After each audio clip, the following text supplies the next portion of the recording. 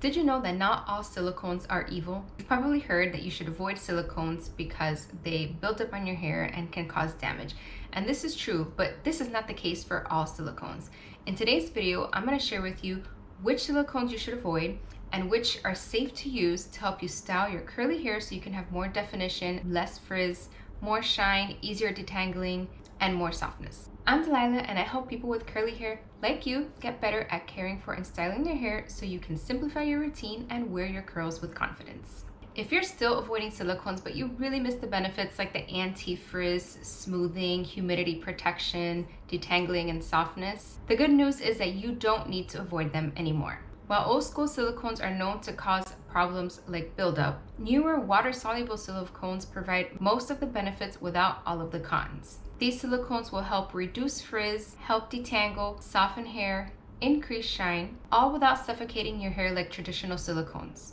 I'm going to share the benefits and problems with silicones, which ones to avoid, which ones you can use, and at the very end, I will share my favorite silicone serum alternative that uses all water-soluble ingredients but works just like traditional silicone serum. So let's talk about the benefits of silicones.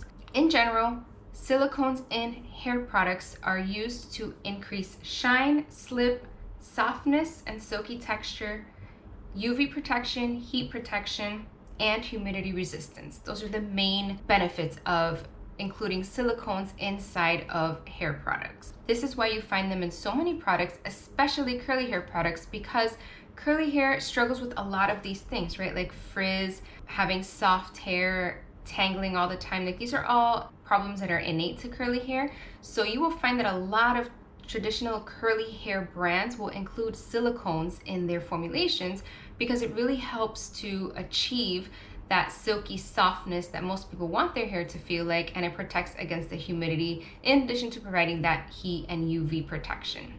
So that all sounds great, right? These are all things we want. What's the problem with silicones? Silicones work by forming a barrier on your hair. I always like to make the analogy of thinking of it like an umbrella, where your hair is under the umbrella. So you are keeping things from entering the hair, but you're also keeping things from exiting the hair, right?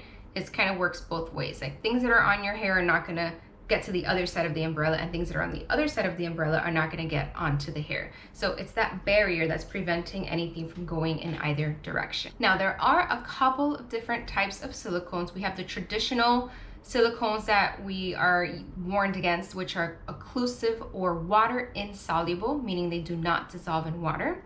We have water-soluble silicones, which do dissolve in water, and then we have volatile silicones that evaporate. I'll get into those a little bit more later in this video. Now, water-insoluble silicones are the ones that have been demonized in the last couple of years, and with good reason. They do cause a lot of problems. As I said, they do trap the moisture in the hair, right? They're sealing everything that you have on your hair when you apply them, but they're also preventing anything else from getting into the hair. You can't get any more water in the hair. You can't get any of those nourishing ingredients in your hair products into the hair unless you remove it. And the only way to remove these types of silicones is with really strong shampoos that include ingredients like sulfates. These are not the types of ingredients or shampoos that we typically use with curly hair because they are very drying. So most curly hair shampoos are going to be too mild to remove traditional water-insoluble silicones. Now, what ends up happening over time is you're using these products with these water-insoluble silicones. Typically, it's conditioners and styling products. Over time, they start to create buildup on your hair. And if these silicones are not removed, then your hair is going to show signs of buildup and dehydration. So let me list out what these signs are. Dry hair with oily roots, limp or lifeless hair, dull hair, breakage, scalp irritation or flaking in the scalp, and hair loss and thinning. So all of these are things that will eventually happen with repeated use of silicone or water-insoluble silicones that is not being removed with a very strong shampoo. So think about if you're suffering from any of these things that I listed and what types of products you're using. If there's silicones in them, then maybe that's what's happening. The most common thing I see with people who use silicones often is that their hair starts to get really dry after time, and it feels like nothing they do can moisturize their hair. That's the big mistake that I see happening. Okay, so we know we need to avoid water-insoluble silicones, but how do you know which ones they are? So I'm going to give you a list. I'm going to put it on the screen. I'm not going to attempt to pronounce all of these because I don't know how to pronounce all these words. Although I've seen them many times in research, I read them, I don't really know how to pronounce them. But again, to remind you, these are ingredients that do not dissolve in water. Okay, so these things need to be removed with a strong surfactant like a sulfate. This is why we want to avoid them. The biggest one is dimethicone. That's the one that you see in almost everything. Then we have ferrotrimethicone, cetrimethicone, dimethiconol, stearodimethicone.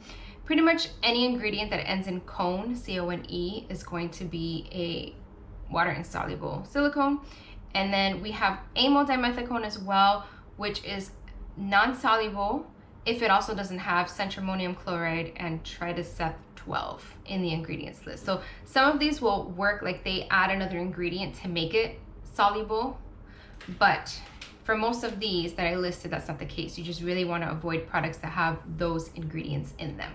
Now, as I mentioned earlier, if you're using these types of silicones, it's really important that you are removing them on a regular basis, that you're using a truly clarifying shampoo that has strong surfactants like sulfate. Vinegar, baking soda, mild shampoos, these things are not going to remove these types of silicones. They are insufficient. So if you think that you've been clarifying by using baking soda or a vinegar rinse or lemon, that's not going to cut it. You need a very strong surfactant that works just like a sulfate. You also may need to clarify multiple times if you've got a lot of buildup. So washing your hair once or twice with a clarifying shampoo may not be enough. It may take a couple of weeks of using clarifying shampoos, like once a week or so, to really get rid of all of that buildup. I also want to point out that silicones are not the only ingredients in hair care products that build up and create this barrier. Other conditioning ingredients can do this, just like some polyquats.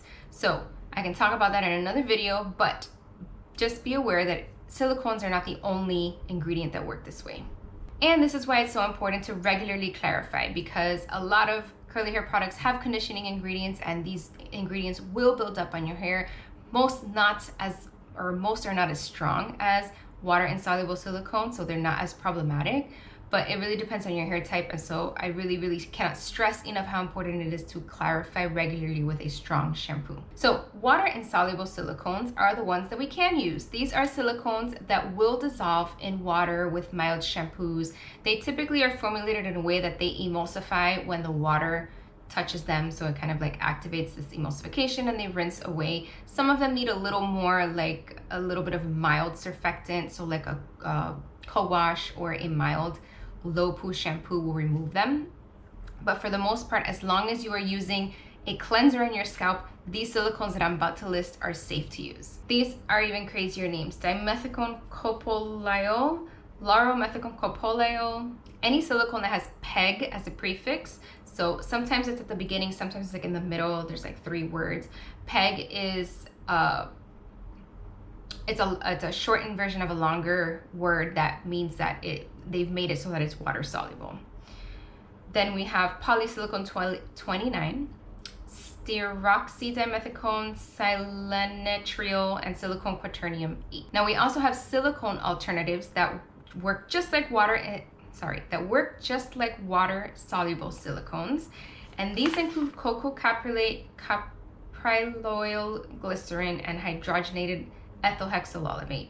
And you'll find these in more like organic formulations that are trying to use more sustainable ingredients in their product formulations. Now let's talk about the last type of silicone. These are known as volatile silicones. They're not as common in products and they work a little different. Sometimes you'll see these labeled as water insoluble and sometimes they're labeled as water soluble.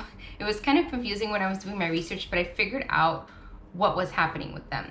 So these silicones evaporate as your hair dries. So they are included in products that you apply to your hair wet, and then as your hair dries, the silicone evaporates. So it doesn't actually stay on your hair. So it's similar to a water insoluble silicone because it is removed, but it gets removed by drying up and evaporating. It's not like anything that you have to do. These are used to provide slip, shine, and heat protection. So you will usually see these in things like primers and sprays that you put on your hair to style, typically for straightening your hair, like a heat protectant primer that you would spray on and then you would straighten your hair with a hair dryer. and that would activate the product and it would evaporate on your hair. So not a lot of curly hair styling products are going to have these types of evaporating silicones, but just so you're aware, there's only a couple of them. I will list them: phenyltrimethicone, cyclopentasiloxane, trisiloxane, cyclomethicone, hexamethyldisiloxane. I probably mispronounced like half of these words. They're so scientific. I never know if the vowels are short or long. However, I've listed them for you so you know what they are. All right, so what is your next step now that you know which silicones to avoid and which ones you can use? If you're looking for a good silicone serum alternative, so you want something kind of like that traditional back in the day BioSilk serum. I used to love using that serum when I straightened my hair. It was like a shield for the humidity, which I think Color Wow makes a version of that now, but it's heat activated, so we can't even really use it on curly hair. Well, it's heat and tension activated, so that's why we can't use it on curly hair. Now, the Evolve Wonder Balm would be my top recommendation for something like this. This product uses silicone alternatives in the ingredients, so they're water soluble, and it's very concentrated, so you just need a very small amount, but it works just like a silicone serum, giving you that silky, smooth, shiny, soft hair that we all want. Watch this video next, Wonder Balm review, to learn why I love this serum so much and exactly how to use it. Just click the video you see on your screen and I'll see you there.